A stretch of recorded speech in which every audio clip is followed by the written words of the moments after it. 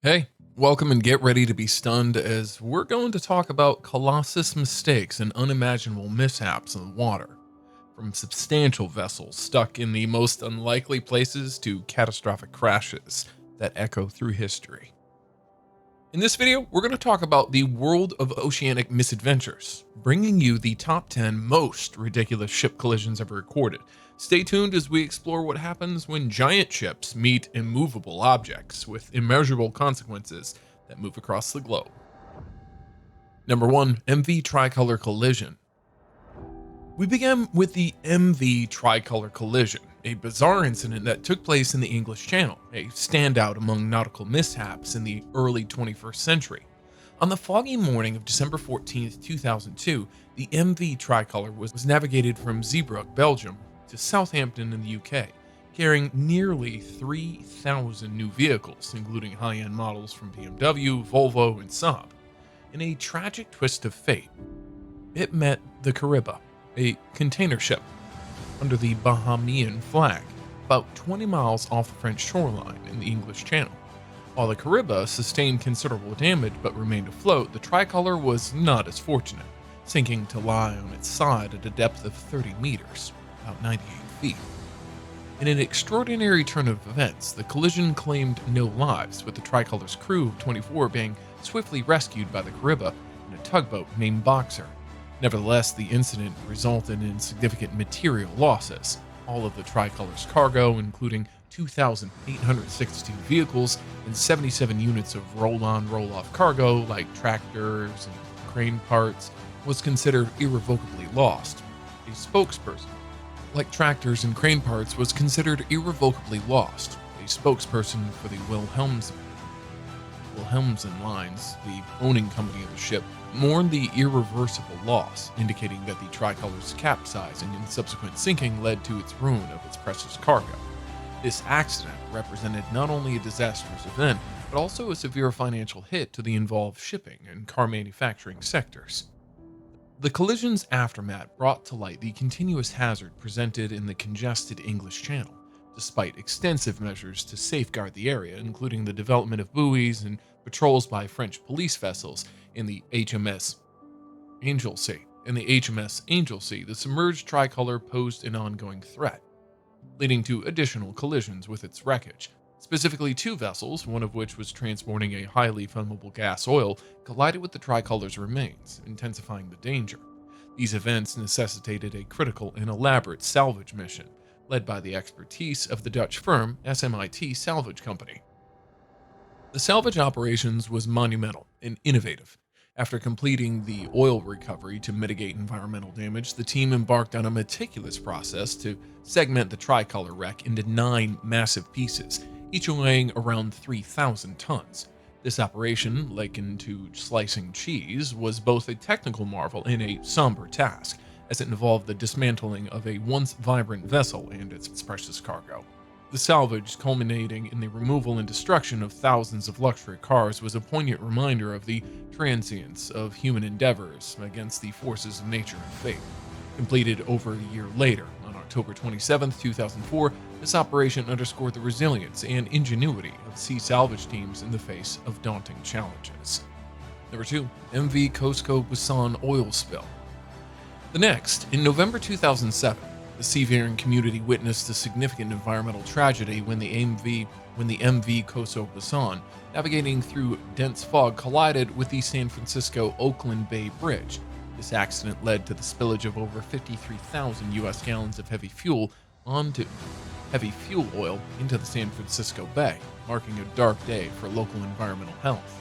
The spill significantly impacted the bay's ecosystem and wildlife, triggering widespread legal and environmental efforts to mitigate the damage and prevent future accidents. The vessel, operated by Fleet Management Limited, was en route in poor visibility conditions when it unexpectedly struck the bridge's Delta Tower, causing the catastrophic spill. Investigations into the incident unveiled a troubling blend of human error and systemic failures. Maritime pilot John Cotta, found to be under the influence of prescription drugs, was unable to effectively utilize the ship's navigational tools, leading to the grave mistake.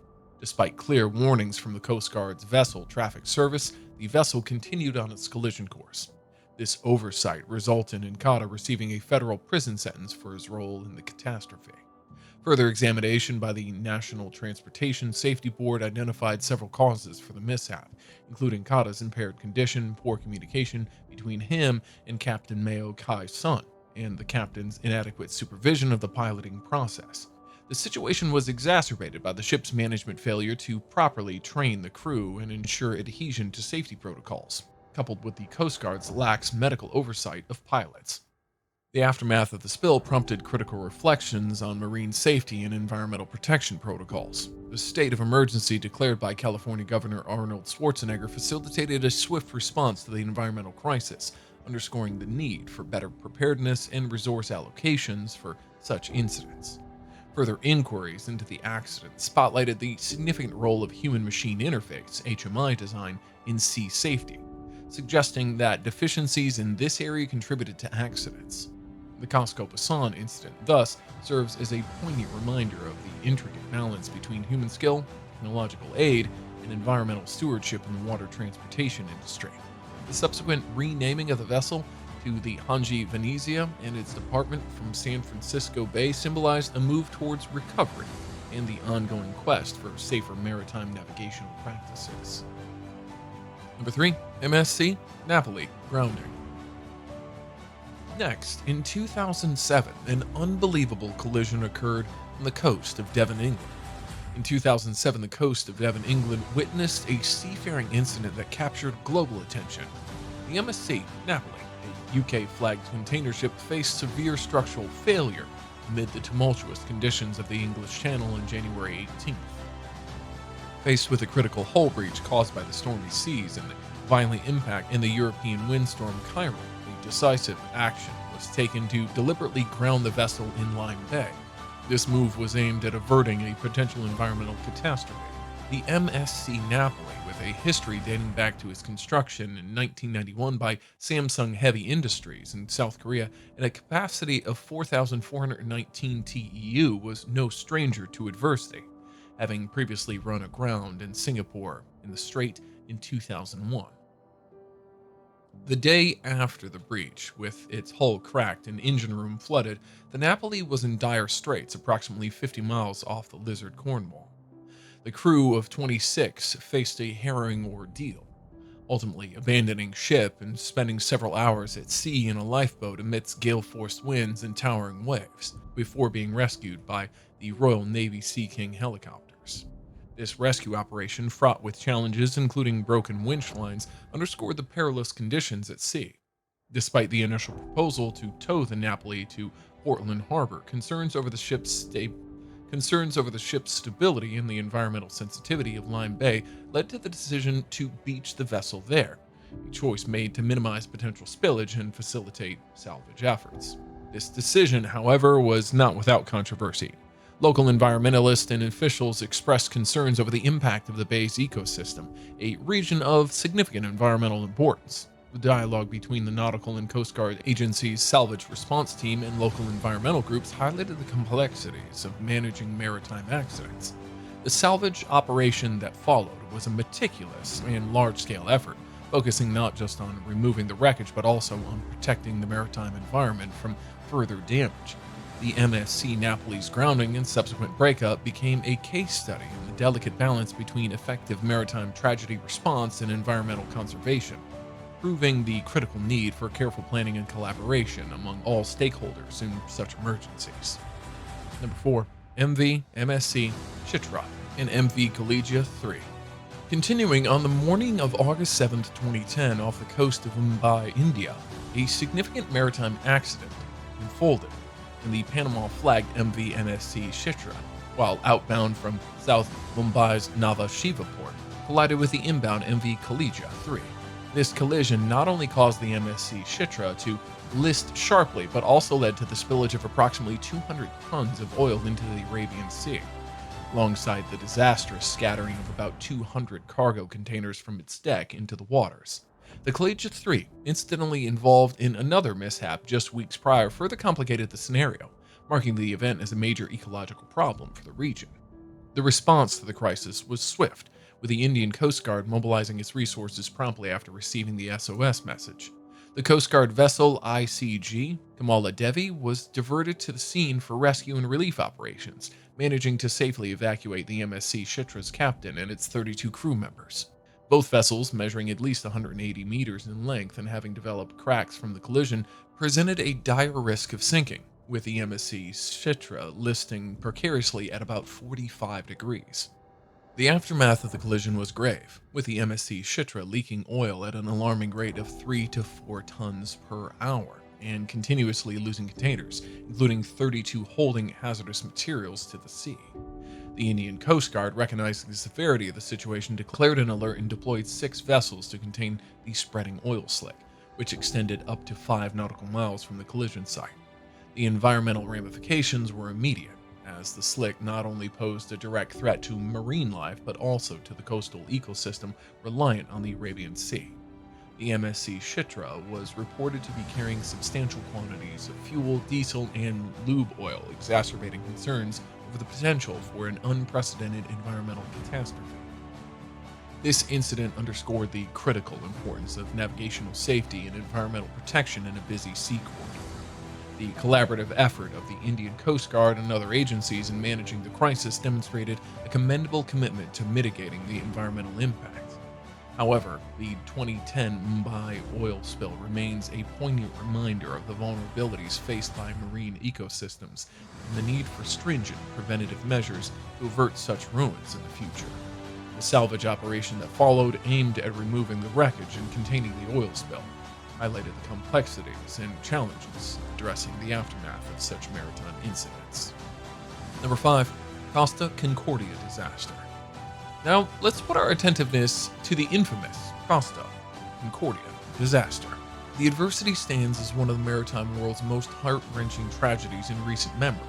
On the evening of January 13, 2012, the luxury cruise ship owned by Costa Concordia disaster, owned by Costa Crociere, a subsidiary of Carnival Corporations and PLC, struck rocks off Giglio Island, causing the vessel to capsize. This catastrophe event resulted in the loss of 32 lives and prompted a massive rescue operation that saw over 4,200 people rescued from the perilous situation.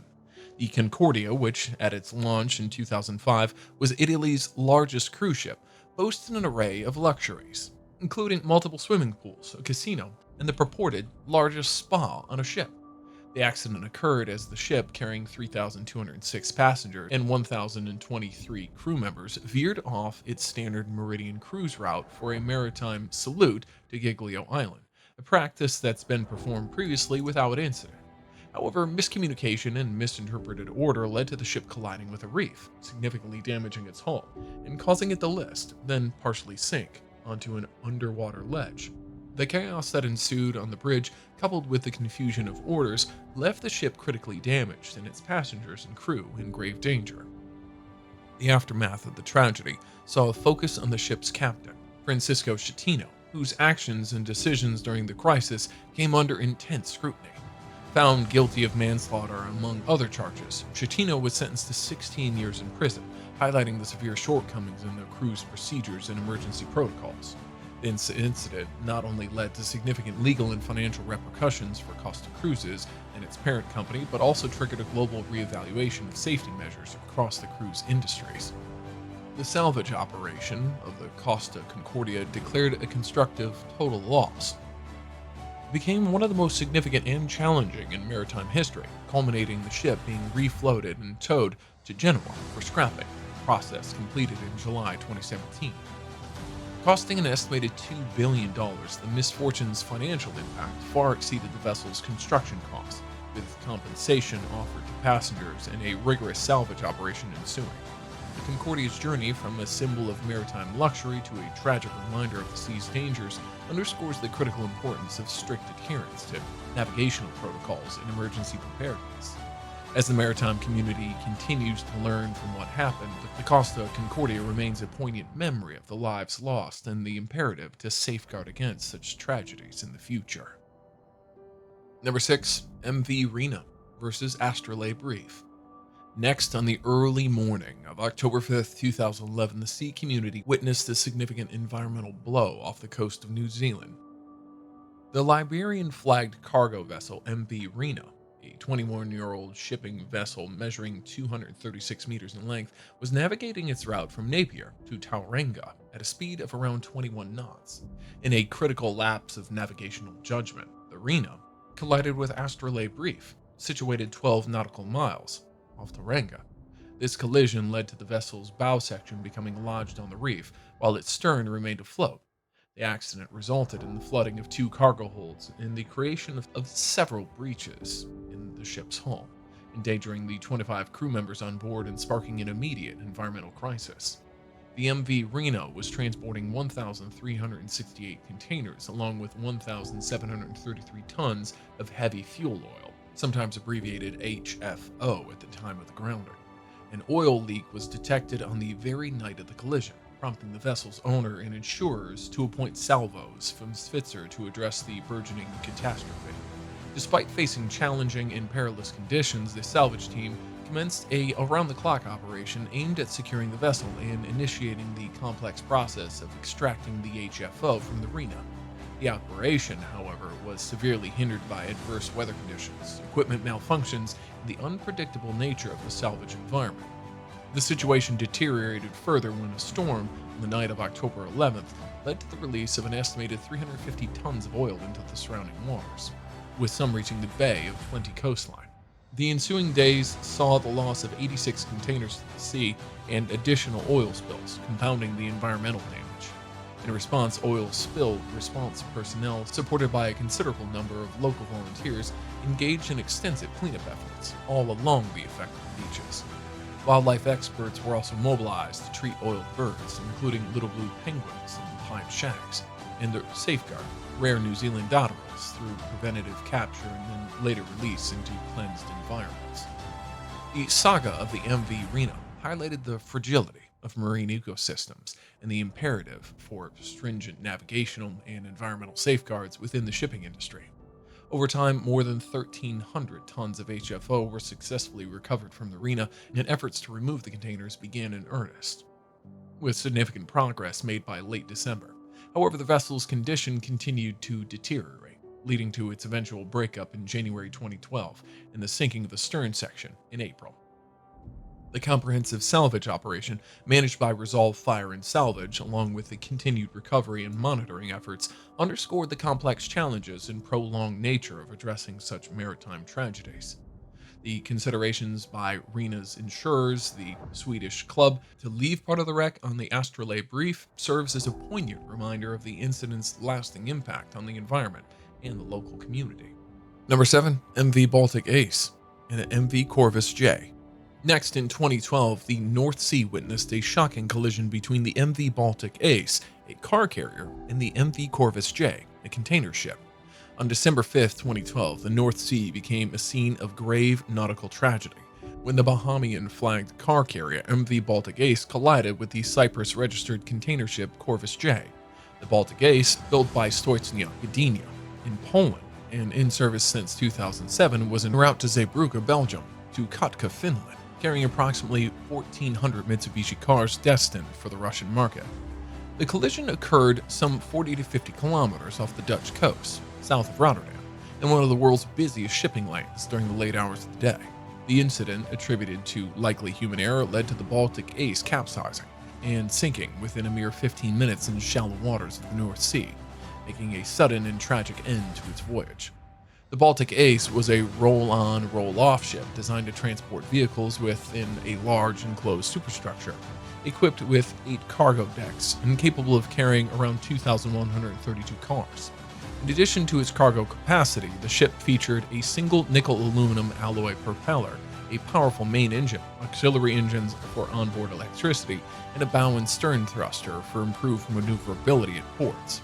Strengthened for navigation and ice, the Baltic Ace held a Finnish Swedish Ice Class 1A and was classed by Det Norse Veritas, reflecting its readiness to tackle challenging seafaring conditions. Yet, despite these capabilities, the vessel was ill-fated to meet its end in the cold waters of the North Sea. The aftermath of the collision was dire, with the Baltic Ace beginning to take water on almost immediately after the impact, which likely occurred on the side where void tanks provided limited protection against flooding. The Corvus J, though severely damaged with a bent bulbous bow, did not sink and took part in the search and rescue operation. The harsh weather conditions, characterized by 3-meter waves and snow, significantly hampered rescue efforts.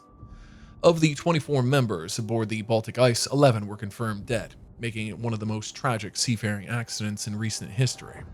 The search for survivors was eventually called off, with little hope of finding the remaining missing crew members alive. The sinking of the Baltic Ace not only resulted in the loss of life, but also posed a significant threat to marine safety and the environment, with approximately 5,400 liters of fuel remaining inside the sunken hull. Recognizing the danger to shipping and potential environmental damage, a salvage operation was initiated, awarded to the Dutch company Royal Boskalis Westminster and its partner Memoet. The innovative salvage process included cutting the wreck into separate pieces and removing them from the seabed, a method previously employed in other notable salvage operations. By September 2015, the wreck recovery was completed, marking the end of a sorrowful chapter, but also underscoring the critical importance of maintaining rigorous safety standards and navigational precision to prevent similar tragedies in the future. Number 8. USS Fitzgerald Collision. At number 8, we have the USS Fitzgerald Collision. In the pre-dawn hours of June 17, 2017, a grave seafaring tragedy unfolded southwest of Tokyo, Japan, involving the USS Fitzgerald, a United States Navy destroyer, and the MV-ACX Crystal, a Philippine-flagged container ship. The collision occurred approximately 80 nautical miles from Tokyo, near Shimoda on the Japanese mainland, marking one of the most distressing incidents in recent naval history. The impact was devastating for the Fitzgerald, leading to the tragic loss of 7 sailors who were recovered from the flooded berthing compartments of the ship. The incident left an indelible mark on naval operations, prompting rigorous investigations and raising significant concerns over seafaring safety and the protocols. The events leading up to the collision were scrutinized in a detailed report released by the Navy. In the critical half hour before the accident, the USS Fitzgerald was navigating nearly due south at a speed of 20 knots. A fatal misjudgment of the ACX Crystal's course by the Fitzgerald officer of the deck, the OOD, Lieutenant Sarah Kopic, set off a chain of decisions and non-decisions that led to the collision. Despite noticing the approaching vessel and initially ordering to turn to avoid it, the OOD rescinded the order, leading to confusion and a failure to execute a clear maneuver to evade the Crystal. The subsequent collision inflicted significant damage on the Fitzgerald, including a large gash near its keel, as the container ship's bullion's bow penetrated the destroyer's hull below the waterline, flooding vital compartments. The aftermath of the collision was a testament to the crew's resilience and determination. Despite the severe damage, hours of damage control efforts prevented the USS Fitzgerald from sinking. The executive order assumed command as the wounded destroyer, with the assistance of tugs, the USS Dewey and the Japanese Coast Guard made its way back to port. This incident not only resulted in the tragic loss of sailors, but also promoted a thorough examination of naval operation procedures and safety measures. The commanding officer, along with the top 2 senior officers and the top enlisted sailors, faced disciplinary action, reflecting the gravity of the lapse that contributed to the accident. The USS Fitzgerald collision with the MV-ACX Crystal served as a sobering reminder of the inherent risk of naval operations and the paramount importance of maintaining vigilance, adhering to safety protocols, and ensuring clear communication at sea. The painstaking search and rescue operations that followed, supported by the Japan Coast Guard and Japan Seafaring Self-Defense Force, underscored the collaborative efforts in seafaring crisis. As investigations by U.S. and Japanese authorities sought to unravel the cause of the collision, the incident highlighted the need for enhanced safety standards and procedures to prevent future tragedies on the high seas. Number 9. MV Wakashio, grounding. Next, on July 25, 2020, the MV Wakashio, a Japanese-controlled bulk carrier, met with a setback as it ran aground on a coral reef off Mauritius, igniting one of the most severe environmental crises the island nation has ever faced. The ship, which was on a journey from China to Brazil, was sailing under the Panamanian flag and carried a crew of 20, none of whom were injured. However, the true catastrophe unfolded in the weeks following the grounding, as the Wakashio began to leak the very low sulfur fuel oil that it carried, with an estimated 1,000 tons spilling into the pristine waters around the Mauritius. This spill exacerbated when the vessel broke apart in mid-August, prompting the Mauritian government to declare a national emergency, highlighting the incident's dire environmental implications. The MV Wakashio, constructed by the Universal Shipbuilding Corporation in Zhou, Japan, was a large Cape-sized bulk carrier boasting a deadweight tonnage of 203,000 tons. At the time of the accident, the carrier was navigating without cargo, emphasizing the tragedy of the spill as a result of the operational journey rather than a commercial one. Despite the efforts to pump out much of the oil before the ship fractured, the ship spread rapidly, affecting a significant area and posing a severe threat to the marine ecosystem, including areas under the Ramsar Convention on wetlands of international importance. The aftermath of the Wakashio grounding saw a flurry of international support and local response efforts aimed at mitigating the environmental effects. The Prime Minister of Mauritius declared an environmental emergency and sought assistance from the global community. India was among the first responders, evacuating oil from the vessel and sending technical equipment and specialists to contain the spill. Innovative solutions, such as the use of graphene-based sorbine pads capable of absorbing and recovering large volumes of oil, were deployed in the cleanup operation. These efforts underscored the urgent need to protect biodiversity and the environment from the catastrophic impacts of such spills. Investigations into the cause of the grounding revealed that the crew had been celebrating a sailor's birthday and had sailed near shore in search of a Wi-Fi signal, though this was contested by local authorities and the vessel's operator, Mitsu OSK Lines, which stated that the fleet had access to free and unlimited internet. The ship's captain and deputy captain were arrested on suspicion of negligence, highlighting the human element in seafaring accidents. Number 10. Baltimore Bridge collapse. Last on our list is an incident that happened just recently, and a harrowing incident that has left Baltimore and the seafaring community in shock. A cargo ship named Dali, which had recently undergone routine engine maintenance, lost power and catastrophically crashed into the Francis Scott Key Bridge. The collision resulted in the bridge's partial collapse into the water below, leading to the tragic loss of 6 workers involved in construction activities on the bridge. This unfortunate event, detailed by the U.S. Coast Guard and Maryland State Police, underscores the vulnerabilities and potential hazards inherent in maritime and infrastructure operations. As the recovery operation unfolds, with the bodies of 2 victims already retrieved from the depths near the bridge's central span, the community grapples with the magnitude of this occurrence and the irreplaceable loss of life. The victims, identified as Alejandro Hernandez Fuentes and Dorlean Renalia Castillo Cabrera, they were part of a larger construction crew predominantly composed of individuals from Mexico, Guatemala, Honduras, and El Salvador, engaged in repairing the bridge. This incident not only cast a spotlight on the critical importance of maintaining stringent safety standards during seafaring operations, but also reflects the close-knit fabric of the community affected by this tragedy. Maryland Governor Wes Moore's message of solidarity, expressed in Spanish, highlighted the state's commitment to supporting the victim's family through its incredibly challenging time.